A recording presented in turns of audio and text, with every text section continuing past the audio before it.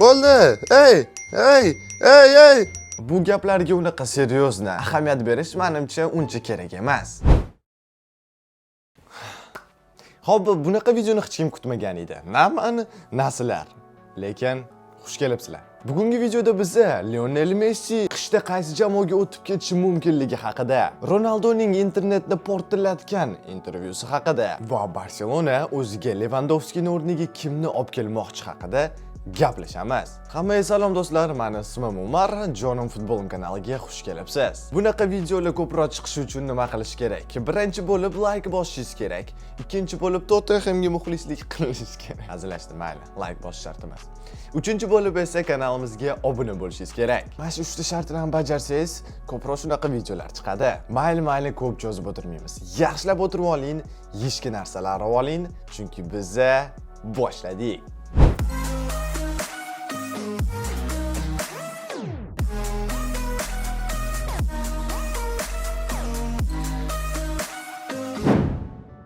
Xo'p, keling birinchi bo'lib Cristiano bergan intervyusidagi eng muhim joylari haqida gaplashamiz. Birinchi bo'lib u nima deganini aytaman, o'shandan keyin o'zimning fikrimni bildirib ketaman. Siz esa bu intervyuni birinchi qismini hali ham ko'rmagan bo'lsangiz, eng qiziqarli joylarini Telegram kanalimda tarjima qilib o'tganman. Shunday videoni izohlariga o'tsangiz, o'sha yerda havola turibdi. Bitta bosasiz u kirsangiz, afsuslanmaysiz. Xo'p, boshlaymiz. Menimcha La Ligada gol urish Saudiya Arabistoniga qaraganda osonroq. Bu haqida nima desam bo'ladi? La Ligada gol urayotgan paytida u ancha yoshroq edi va unga bu ancha osonroq tuyulgan.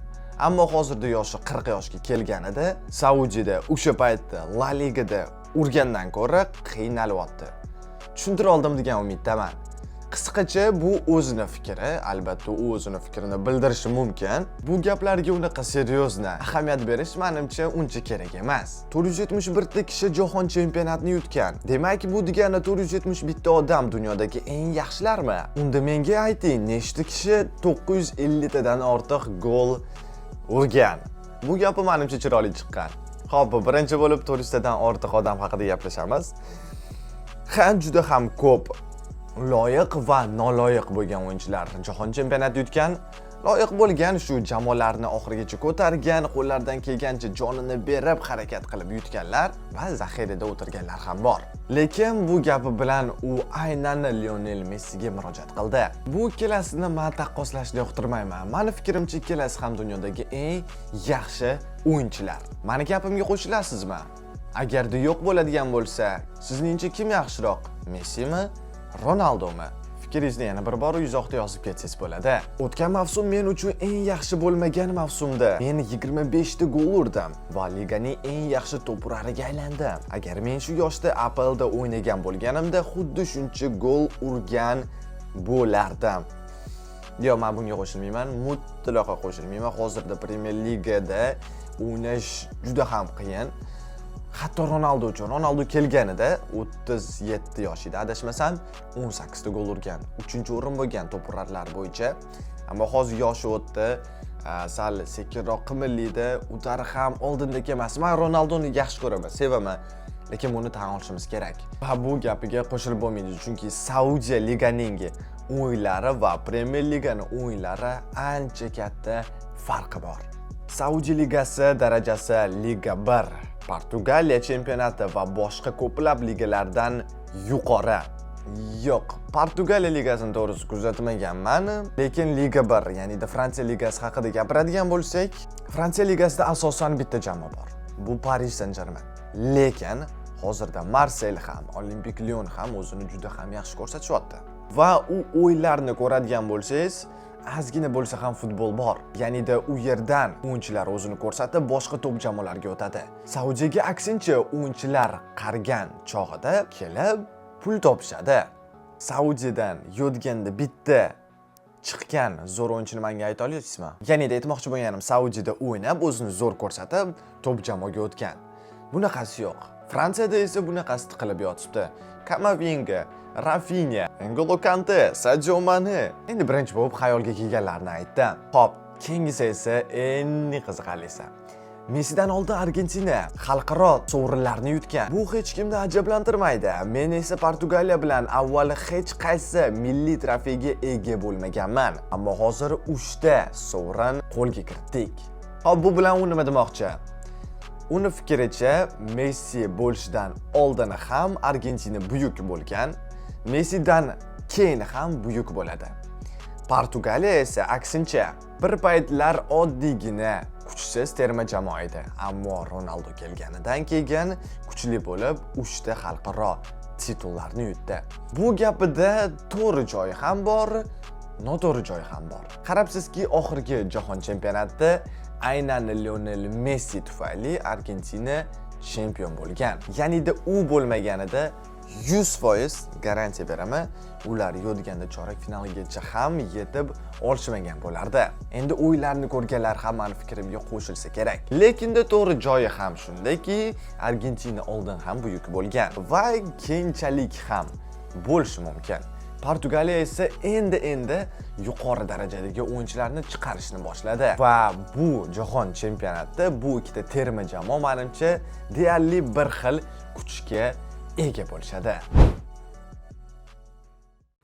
Kimya vovo, ana bacha vovo.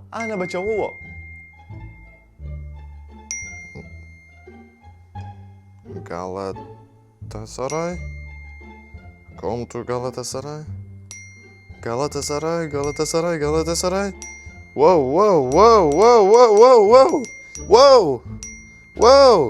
Bo'ldi. Hey.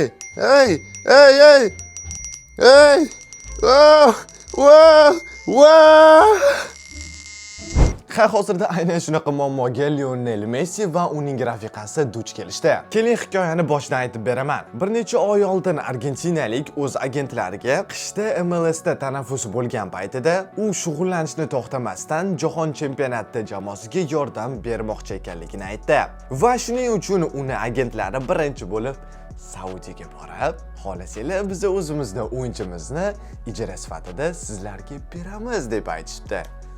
Shayxlar esa bunaqa so'zlardan keyin jahli chiqib ketib, bizni ligamiz sizlar uchun mashg'ulot joyi emas deb Lionel Messidan voz kechdi. Qanchalik bu hikoya to'g'riligini men bilmayman, men sizlarga bor ma'lumotlarni aytibman. Undan keyin esa kutilmaganda Galatasaray paydo bo'ldi va o'z ligasini, o'zini jamoasini Lionel Messiga taklif qilmoqda. Shuning uchun ularning muxlislari millionlab hozirda uni Instagramini, uni rafiqasining Instagramida Galatasarayga kel deb yozib yotibdi. Agar bilmaydigan bo'lsanglar, Turkiya jamoalarining muxlislari eng ashaddiy muxlislar. Misol qilib keltiradigan bo'lsak, yozda Jadon Sancho ana qaysi jamoaga esimda yo'q, Galatasaray yoki Fenerbahchega o'tish haqida ma'lumotlar chiqqan edi. Va bitta uni postida tasavvur qiling, 4 millionta muxlis bizni jamoamizga kel deb yozdi. Tasavvur qilingiz, 4 millionta muxlis. Oxiri esa Jadon Sancho Aston Villaga o'tib ketdi. Bu bilan men nima demoqchiman? Agarda u Turkiyaga keladigan bo'lsa, qo'limdan kelgancha kerak bo'lsa kreditlar olib Turkiyaga borib sizlarga Messi bilan eksklyuziv video olib kelishga harakat qilaman. Shuning uchun duo qilib qo'yadigan bo'lsanglar, menimcha ajab emas.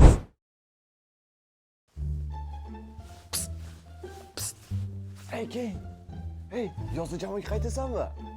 Premier Liga eng yuqori daraja oltin to'p tudasida. Biz hatto sovrin ham yutdik. Alanshirning rekordini buzishing kerak hali, esingdami? Bizga qaytamiz deb va'da ham berib qo'ygansan. Bunda muammo yo'q. Eng muhimi, Richarlison bilan birga o'ynaysan. Yaxshilab o'ylab ko'r. So'nggi o'yin tudasida. So'ng ketib bo'ldi-yu. Nima bo'lsa ham qayt jamoaga, do'stim. Tottenham 50 yosh bo'lganimda ham qaytish mumkin sizlarga. Xavotirmi? Harry, bizga kel. Dunyodagi eng yaxshi jamoa. Lamine Yamal bilan o'ynash imkoniyat. Bizda Kakras Lewandowski ketyapti. Sen asosiy bo'lasan. Oltin to'pga bosh da'vogar qilamiz. Yamaldan keyin albatta Barselonami? O'ylab ko'rish kerak. Pul endi tekinga o'ynashga majbur bo'lasan-ku, lekin biz senga Spotify'dan podpiska beramiz. Bo'ldi, o'taman. Barselonada Lewandowski ketish arafasida. Yozda jamoada asosiy hujumchi bo'lmay qoladi. Endi Ferran to'g'risini tushirishmaydi-ku.